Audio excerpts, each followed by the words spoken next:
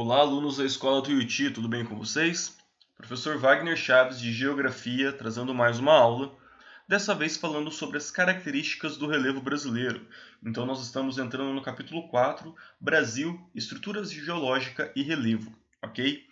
Mas antes de falar propriamente dessas características do relevo brasileiro, vamos lembrar o que é relevo e quais as consequências da gente estar modificando esse relevo. Vamos lá então. Primeiro, vocês lembram o que é relevo? A gente já estudou no ano passado, no sexto ano. Puxem da memória. Relevo é um conjunto de formas físicas da superfície terrestre. Então, uma montanha, um planalto, uma planície, uma serra, uma cordilheira, uma falésia, uma depressão, um vale. Tudo isso são formas de relevo. E esse relevo é modelado por quem? Pela ação do intemperismo, que é o desgaste da superfície, e da erosão, que é a remoção dessa camada superficial de solo. E tudo isso vai dando essas formas para a Terra. E o relevo do Brasil, como que ele é? Bom, pessoal, falando de Brasil, nós estamos falando de um país com dimensões continentais, um país muito imenso, muito grande. Então, a diversidade de relevo ela é muito grande também. Vamos observar apenas alguns pontos. Nós temos aqui 4 imagens. A primeira desse lago com Vitórias Régias e o pôr do sol, nós estamos falando do Pantanal Sul-Mato-Grossense, do Mato Grosso do Sul e parte do Paraguai. Essa área é uma área de uma planície de inundação. Então, anualmente essa área ela é inundada. Ela tem um período de seca e um período de cheias, onde ela é inundada por essas águas. Ali ao lado nós temos o quê? Serra da Mantiqueira, que está num lugar chamado Mares de Morros. Observe, pessoal, que são vários morros, formando como se fossem ondas. Por isso a denominação Mares de Morros, porque é um relevo bastante acidentado, cheio de morros. Em comparação com a planície do Pantanal Sul-Mato-Grossense, que é completamente plana, olha como que é o Mares de Morros. Logo abaixo nós temos o quê? Os lençóis maranhenses, do estado do Maranhão, que são esse relevo formado por dunas, e ele está constantemente sendo modificado pela ação do vento, a ação eólica, que tira a duna de um lugar, bota no outro. Entretanto, pessoal, apesar de ser formado por dunas, eu não estou falando de deserto, porque perceba que tem bastante água. É uma região com chuvas em abundância, beleza?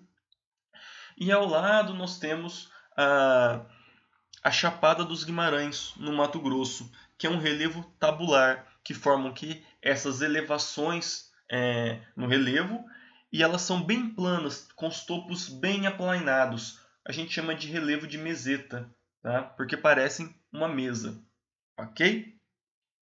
Então, todas essas fotos aqui, elas foram tiradas no Brasil. E tem diversas outras formas de relevo, porque é muito variado, ok? Vamos lá então. Quando a gente fala que o homem modifica a natureza, a gente sempre pensa no quê? Na extração de madeira, na queimada de florestas, que é uma ação mais simples e que o homem vem fazendo há muito tempo. Entretanto, o homem ele modifica também o relevo, ele modifica também a estrutura do solo, ele retira montanhas de lugar, ele coloca lagos artificiais. Tudo isso tem um impacto no ecossistema como um todo. Tá? Então, essa imagem, por exemplo, aqui é de Serra Pelada. Serra Pelada era uma montanha, uma área com relevo positivo, ou seja, uma área de uma inclinação. E agora o que vocês veem? Vocês veem um buraco, correto? As escadas. Olha o tanto de pessoas que trabalhavam em Serra Pelada. Em Serra Pelada foi encontrado ouro, fica no estado do Pará. Foi encontrado muito ouro, o que fez com que muitas pessoas fossem para lá. O que aconteceu com esse relevo? Ele foi totalmente modificado. De um relevo positivo, de uma serra, um morro, ele se tornou uma depressão, um buraco. Ok? Percebam o tanto de pessoas que estavam lá. E eu não estou falando de máquinas retroescavadeiras, máquinas que fazem toda essa perfuração. Não, esse trabalho ele foi quase todo manual. Numa época em que a mineração e o garimpo era feita de uma forma muito rudimentar. Então, deixou um lago residual cheio de mercúrio para se extrair o ouro. deixou esse relevo negativo, deixou montanhas e montanhas de dejeto e de rejeito nas regiões próximas. E tudo isso é o quê? O homem agindo no relevo. Tá? E quais as consequências disso, pessoal? Bom, um outro exemplo que eu posso dar para vocês é da cidade do Rio de Janeiro. Ela é bem famosa pela sua paisagem, inclusive a paisagem do Rio de Janeiro, ela é um patrimônio imaterial da Unesco, ela é um patrimônio da humanidade. Por quê? A cidade do Rio de Janeiro, para quem já teve o privilégio de ir, ela é muito bonita. Ela tem a praia de Ipanema, que tem essas praias do Brasil são famosas porque justamente pelo relevo, um relevo muito antigo, possui extensas faixas de areia. A gente vai em outras praias do mundo, a areia não é tão fina quanto a do Brasil, as faixas de areia não são tão largas quanto a do Brasil. Por isso que essas praias do Brasil, além de ser quente o ano todo, por exemplo, no Nordeste, ela tem essa beleza cênica. E o Rio de Janeiro também está inserido nessa área de mares de morros. Então ele possui esse relevo todo ondulado, todo escarpado, cheio de morros.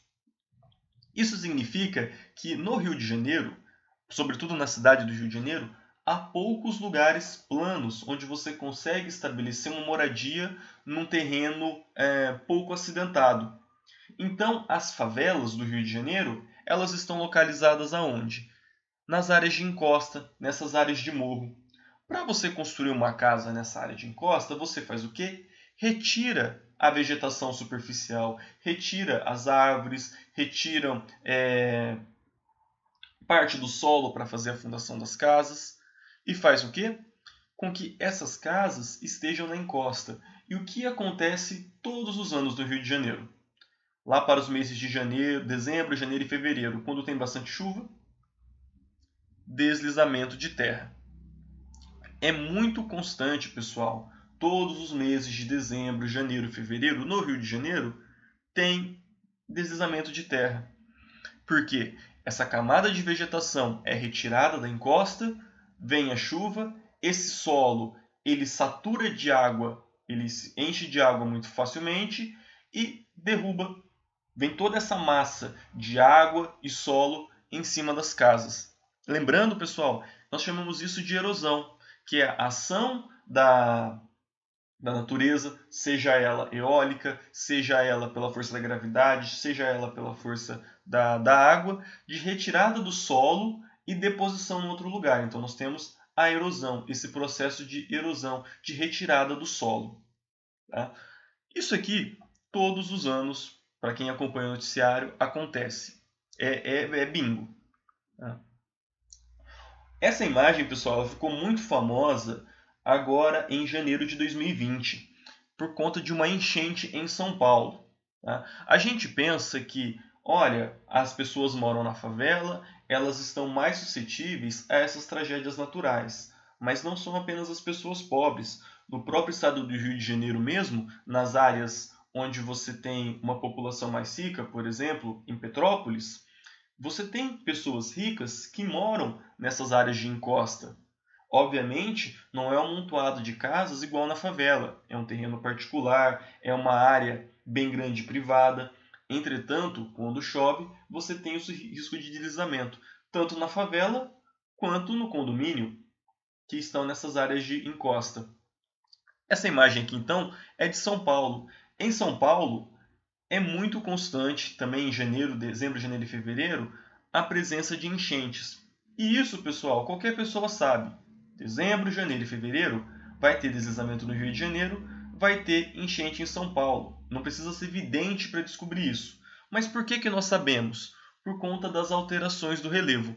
Então, se no Rio de Janeiro esses problemas estão porque as pessoas estão morando nessas áreas de encosta, o que acontece das inundações em São Paulo?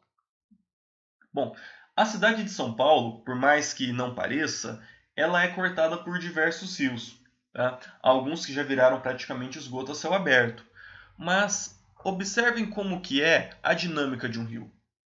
Um rio ele tem o seu curso, entretanto, ele tem uma área de várzea, que é para onde o rio se estende quando ele está cheio.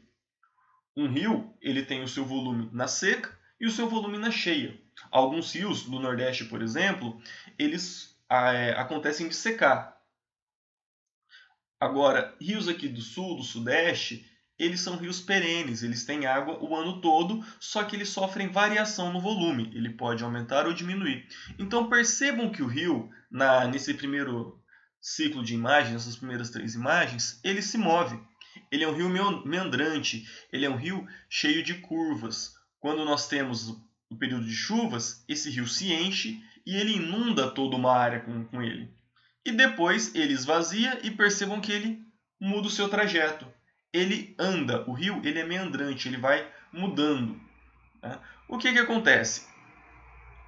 Esse espaço ele é aterrado, esse rio meandrante ele é canalizado. Observem, ele tinha toda essa feição sinuosa, agora ele vira um rio retilíneo, um rio reto. As pessoas ocupam essa área de várzea, que era a área onde o rio inundava. E quando vai ter uma chuva, o que vai acontecer? Essa área vai ser inundada. Porque a dinâmica do rio, a gente mudou a forma do rio, mas a dinâmica dele de cheia e de seca não mudou.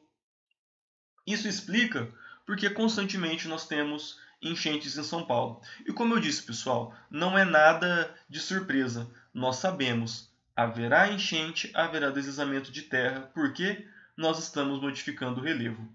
Ok? Então, pessoal, lembrem, quando eu falo que o homem modifica a natureza, não é porque ele apenas retira uma árvore do lugar. Não, o homem retira uma montanha do lugar, ele pode mudar o curso do rio, ele pode fazer com que o rio corra para o outro lado, ele cria lagos artificiais. Então, aquilo que o homem consegue fazer na natureza é muito mais do que apenas tirar uma árvore. Beleza, pessoal? Eu vou ficando por aqui. Peço que vocês fiquem em casa, que vocês lavem as mãos constantemente. Qualquer dúvida, vocês podem me consultar nos canais de comunicação da Escola Tuiuti, no Sistema Delta ou na plataforma Plural. Beleza? Um abraço e até mais.